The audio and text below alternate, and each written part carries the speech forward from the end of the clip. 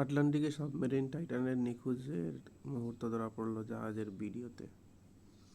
আপনারা জানেন যে টাইটানিক যেখানে ডুবে গিয়েছিল সেখানে ভ্রমণের জন্য একটা ছোট জাহাজে করে পর্যটক যাইতো 4-5 জন করে।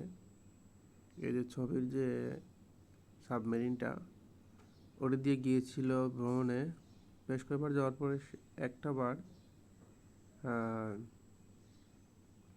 5 জন যাত্রী নিয়ে 2023 সাল 90 মিনিটের মাথায় সাবমেরিনের ভিতরে বিস্ফোরণ ঘটে। সমুদ্রের 3,800 মিটার গভীরের মধ্যে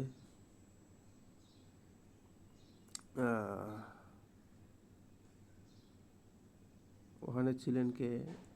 ওশান গেটের সিইও স্টকটন রাশ, যুক্তরাজ্যের অভিযাত্রী হ্যামিশ হার্ডিং, অভিজ্ঞ ফরাসি ডুবুরি পল ওরি, নাজোলে ব্রিটিশ পাকিস্তানি ব্যবসায়ী শাহজাদা দাউদ ও তার 19 বছর বয়সী ছেলে সুলেমান। বিস্ফোরণে তারা সবাই নিহত হন। Implosion the Titanic sub disaster নামের এই প্রমাণিত জন্য মার্কিন উপকূল বাহিনীর তদন্ত কার্যক্রমে নজিরবিহীনভাবে প্রবেশাধিকার পেয়েছে বিবিসি। ইউএসসিজি সম্প্রতি এই ভিডিও উদ্ধার করেছে। ভিডিওতে দেখা যায় দুর্ঘটনায় নিহত